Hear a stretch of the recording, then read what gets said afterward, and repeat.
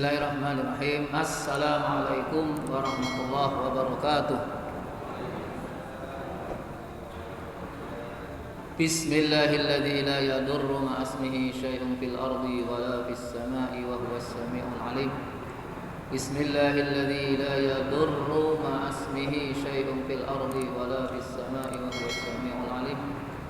Bismillahilladzi la yadurru ma'asmihi syai'un fil ardi wala fis sama'i wa huwas sami'ul alim. Allahumma shalli ala Muhammad. Allahumma shalli ala Muhammad. Allahumma shalli ala Muhammad. Allahumma shalli ala Muhammad. La ilaha illa anta subhanaka inni kuntu minadh dhalimin. La ilaha illa anta subhanaka inni kuntu minadh dhalimin. La ilaha illa anta subhanaka inni kuntu minadh dhalimin. Hasbunallahu wa ni'mal wakil, ni'mal maula wa ni'man nasir. Wala haula wala quwwata illa billahil aliyyil azim. Allahumma rzuqna ilman nafi'a wa fahman wasi'a wa rizqan halalan tayyiban mubarakan fih. Allahumma ighfir lana wa liwalidina warhamhum kama rabbawna shighara. Allahumma shfi mardana, Allahumma sallimna an kulli syarri ma khalaq. Allahumma rzuqna husnal khatimah. Allahumma rzuqna husnal khatimah. Allahumma rzuqna husnal khatimah. Wa sallallahu ala sayyidina wa maulana Muhammadin walhamdulillahi rabbil alamin. Amin ya rabbal alamin. Ibadallah, usikum wa iyaya bittaqwallah faqad fazal muttaqun. Ittaqullah la'allakum tuflihun. Qala Allah ta'ala fil Qur'anil Karim, ya ayyuhalladzina amanu taqullaha haqqa tuqatih wa la tamutunna illa wa antum muslimun. Wa qala Rasulullah sallallahu alaihi wasallam, ittaqillaha haitsu ma kunta wa atbi'is sayyi'atal hasanata tamhuha wa khaliqin nas bi khuluqin hasan. Amma ba'd. Bapak-bapak, ibu-ibu, jamaah Masjid Al-Kautsar serta para pemirsa di rumah, yarhamukumullah wa yahdikumullah wa yuslihu balakum. Alhamdulillah atas taufik dan ridha Allah Subhanahu wa taala, pagi ini Allah memampukan kita punya kaki melangkah ke masjid. Itu nikmat yang besar. Kebanyakan, kata Rasulullah, manusia tertipu dengan dua nikmat. Jadi katsirun minan nas mahbubun. Nikmata ini, dua nikmat yang kebanyakan manusia tertipu. Al-farah was-sihah, yaitu nikmat kesempatan dan nikmat sehat. Kesempatan ada, waktunya ada luang, badannya sehat. Kalau Allah belum memberikan taufik, maka orang itu enggan untuk melangkah ke tempat-tempat yang baik. Apakah ke majelis taklim, ke masjid untuk salat jamaah dan lain-lain. Lebih senang di rumah, duduk santai. Bahkan sibuk dengan hari ini adalah makhluk gaib yang kelihatan hitam, yaitu makhluk kotak yang terkenal dengan HP Androidnya. Manusia sibuk dengan alat itu, kadang-kadang lupa dengan aturan agama. Mungkin kita sendiri sehari memegang alat itu lebih dari 1 jam, tidak diimbangi dengan membaca Al-Quran lebih dari 1 jam. Kita harus mampu mengintrospeksi diri.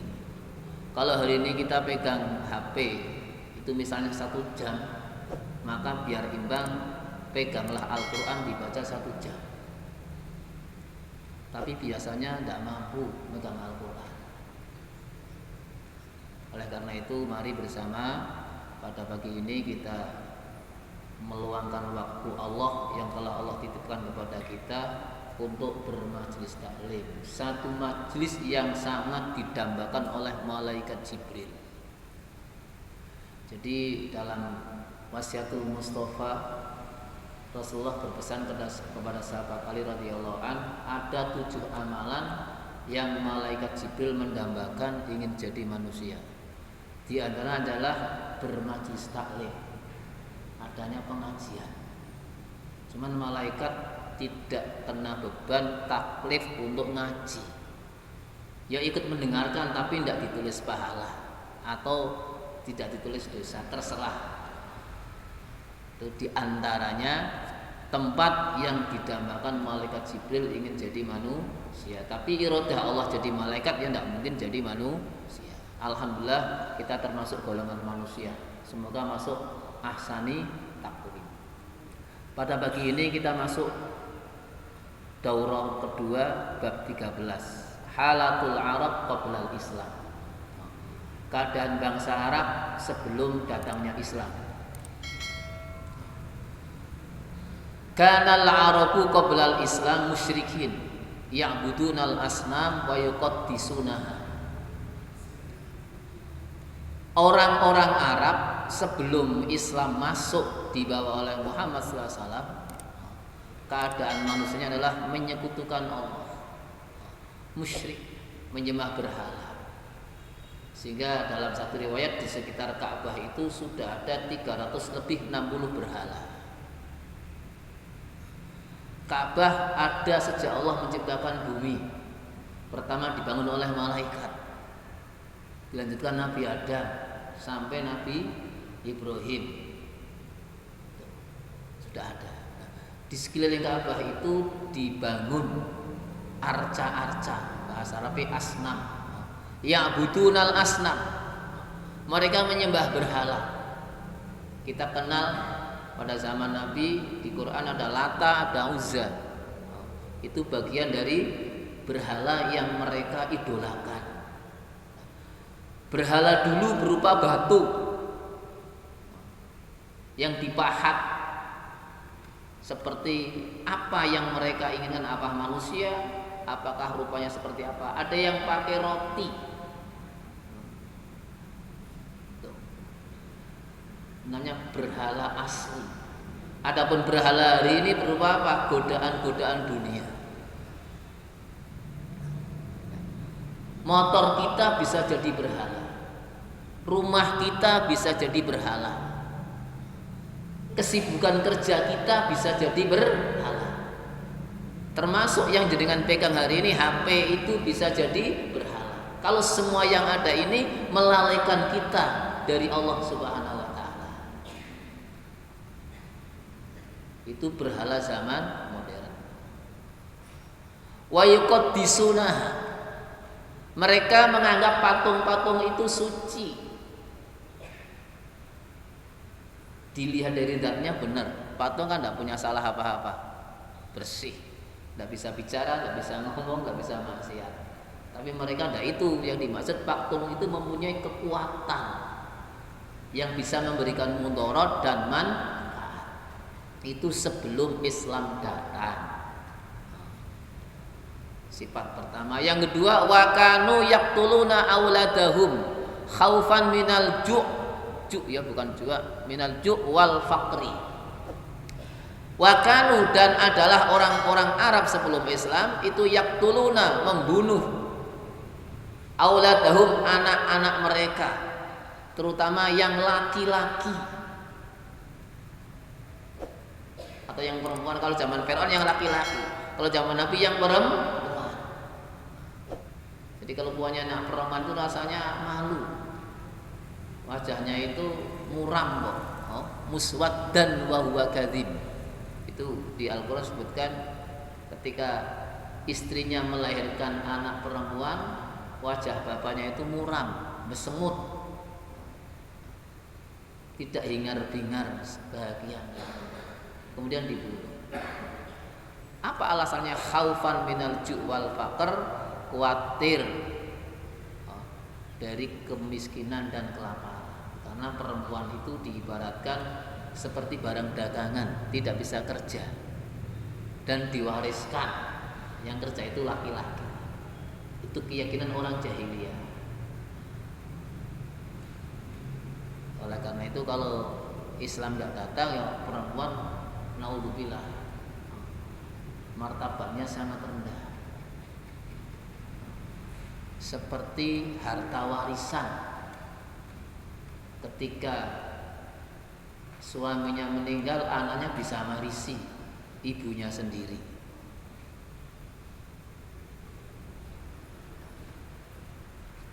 Islam datang untuk mengangkat derajat perempuan. Sehingga ada satu hadis yang isinya seorang hamba Allah yang dititipi 3 anak perempuan, kemudian dia bisa merawat, atau 2 anak perempuan atau 1 anak perempuan. Itu pertanyaan sahabat, bagaimana kalau 1 dirawat jadi anak yang solehah sampai dia dinikahkan, maka orang tuanya surga.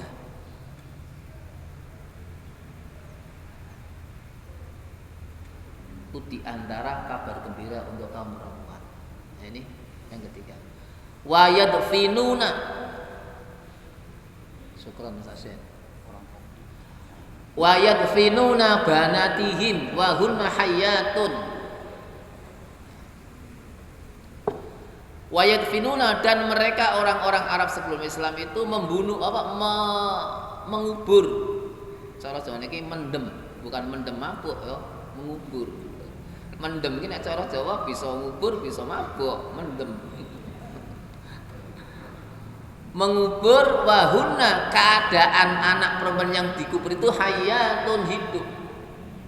Sehingga terjemahnya mengubur hidup anak perempuan. Ini bisa bayangan di sini ya. Anak perempuan bayi yang baru lahir, masukkan ke liang, dikubur masih keadaan nangis. Di mana nalurinya?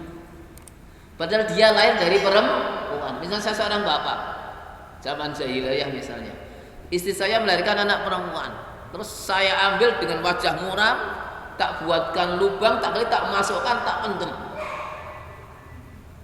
Padahal kan saya laki-laki, lahir dari siapa? Dari seorang perempuan, dari ibu. Kok tidak sampai ke sana? Kisongko pici pikiran, buntung cowok-cowok ini. Tidak mikir saya ini lahir dari seorang ibu. Kalau dulu yang perempuan dibunuh semua, tidak ada saya kan gitu bahasa gampangnya, bener kok. Itu saking pici. Kenapa mengubur hidup anak perempuan? Khasyatal ar. Mereka malu. Di tengah masyarakat kalau punya anak perempuan ini rasanya isinya luar biasa, malu sekali. Wal aib, celah. Jadi tercela kalau punya anak perempuan. Dia tidak berpikir saya lahir dari seorang perempuan. Jadi kalau dilihat ke nasab ke sana, ini sudah menyimpang. Dia lahir dari seorang perempuan sebagai bapak. Kenapa ketika lahir anak perempuan kok malu? Padahal ibunya juga perempuan.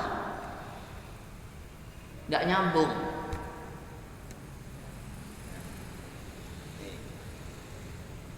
Tuh. Yang ketiga, keadaan orang Arab. Yang pertama nyembah berhala. Yang kedua kalau punya anak perempuan rasane malu. Wakanu, dan adalah orang-orang Arab sebelum Islam itu mutanafirin, mutasyajirin. Ini 2 kalimat yang bersambung langsung. Mutanafirin saling berselisih. Berselisih itu dalam segala masalah. Mutasyajirin bertengkar. Cara jane para padu. Senenge tukaran, neng-nengan, ada masalah sedikit cekcok. Pokoknya urusannya cekcok. Pan sing kalah apa sing ngrasa menang. Yang lemah kalah. Kowe ngeweng tak antem. Selesai. Yuharibu ba'dhum ba'dhan. Yuharibu, memerangi siapa ba'dhum di antara sebagian mereka ba'dhan kepada sebagian yang lain. Li'auhal asbab, karena masalah yang sepele. Sehingga terjemahnya itu dengan mudahnya, gampang. Masalah sepele berantem. Itu budaya karakter sebelum datangnya Islam. Al-as'ilah. Madza kalal Arab ya'buduna qabla Islam? Apa yang disembah orang-orang Arab sebelum Islam? Ya, asnam, berhala. Terus limadza kanu yaqtuluna auladahum? Kenapa mereka membunuh anak-anak mereka? Jadi khaufan minal faqr wal aib nek perempuan. Nomor 3, limadza kanu yadfinuna banatihim? Kenapa membunuh anak perempuannya? Malu rasane kalau punya anak perempuan. Dicela. Yang keempat, hal kanu muttafikin, apakah mereka itu sepakat, kompak, bersatu? Jawabnya tidaklah. Mutanafirin, mutasyajirin. Saling permusuhan, ada masalah sedikit berantem. Seandainya tidak datang Islam sampai hari ini sama. Orang berkeluarga itu tidak akan langgeng sampai punya cucu-cucu. Ada masalah, cerai ganti lagi, cerai ganti lagi.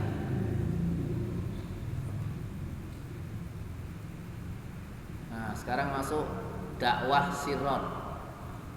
Ad-da'watu sirron, dakwah secara sembunyi-sembunyi.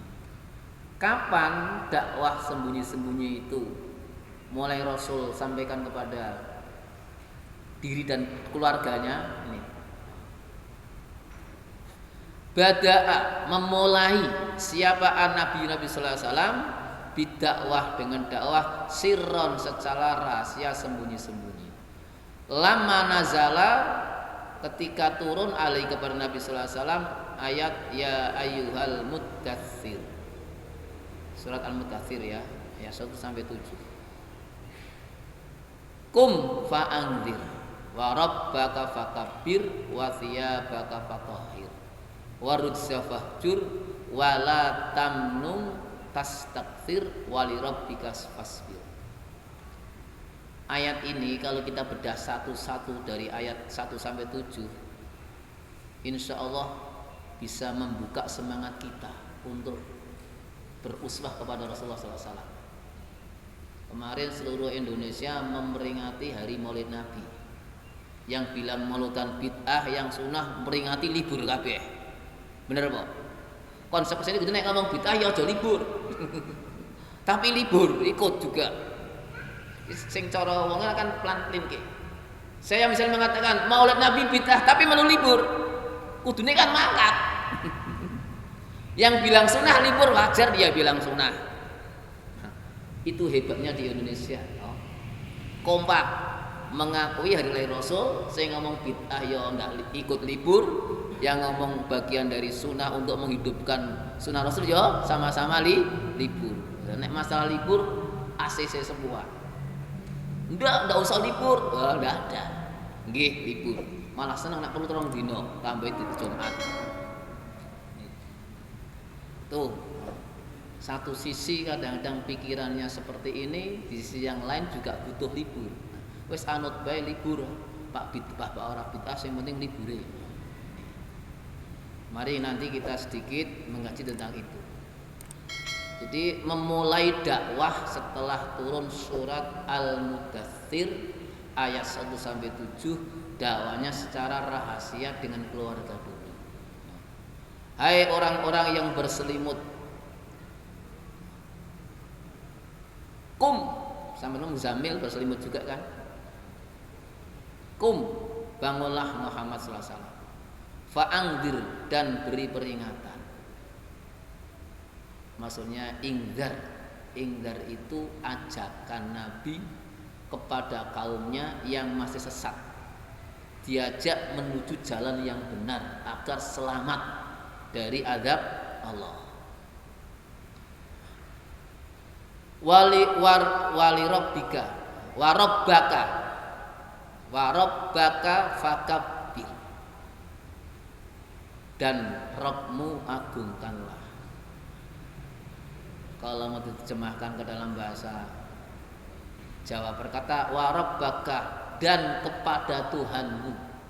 Iyyaka na'budu, sama dengan itu. Fakabbir, maka agungkanlah. Artinya apa? Sebagai hamba agungkan asma Allah. Sehingga di panggilan surat kalimatnya Allahu Akbar. Allahu Akbar. Ketika yang muncul kalimat Allahu Akbar, semuanya kecil tidak bernilai. Hatta rapat tingkat pusat anggota MPR yang hanya 500 lebih penentu hukum di Indonesia, ada azan kudu stop. Apalagi rapat RT atau takmir masjid, nah orang mandek yang terlalu. Jadi yang maha besar hanya Allah. Selain Allah semuanya kecil, tidak punya apa-apa. Muncul kalimat yang kita baca ketika habis salat, la haula wala quwata illa billah. Itu mengakui kita tidak punya kekuatan apa-apa. Tapi habis salat kadang-kadang muncul kesombongan. Aku nek ora ono aku pengajian ra jalan. Nek ora ono aku kabeh kocar-kacir. Wong kene iki orang genah kabeh. Itu kata orang Jawa. Padahal aku ini siapa? Sama. Oleh karena itu pastikan agungkanlah Rabb. Bahkan orang beriman ketika mendengar asma Allah di surat Al-Mu'minun ayat 2 kan, innamal mu'minuna alladzina idza dzukirallahu wajilat qulubuhum. Sesungguhnya orang-orang beriman yang mengatakan la ilaha illallah Muhammad Rasulullah, mendengar asma Allah itu wajilat qulubuh, hatinya itu bergetar akan kebesaran sehingga tidak bisa apa-apa. Seorang yang sampai derajat ma'rifat dengar suara azan, dia mau nulis akan berhenti nulisnya. Mungkin seperti kisahnya Nabi Daud yang ketika membaca kitab Zabur, ayam kalau mau matok makanan tek anteng tek. Dengar suaranya Nabi Daud alaihissalam. Mungkin kalau kita sedang nulis tek anteng dengan azan. Tapi kadang-kadang terus tak kebutuh menyandak pengadaan miling dawa. Dan ini kenyataan hidup kita. Yang manggil Allah, pemberi rizki kita. Kita bisa makan, bisa bernapas, dapat pekerjaan. Itu semuanya kan dari Allah. Alhamdulillah aku ketoba kerja.